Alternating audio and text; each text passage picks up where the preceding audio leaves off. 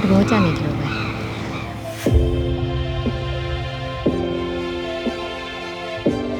ဒီထဲမှာအရေးကြီးရဲ့စာပါတယ်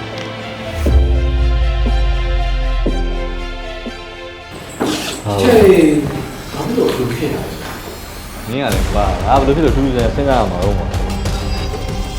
သူများတိတ်ခါကိုထိခိုင်းအဲ့ဒါစော်ကားတာပဲတကယ်တော့မေဦးမှာလေအိမ်ကသဘောတူရစီဖြစ်နေတာကဟဲ့လို့ငါတောင်းတယ်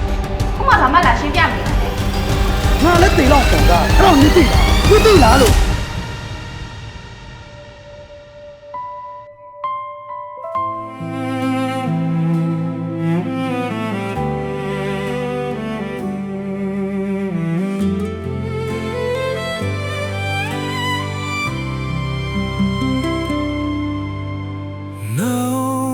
ပါတော့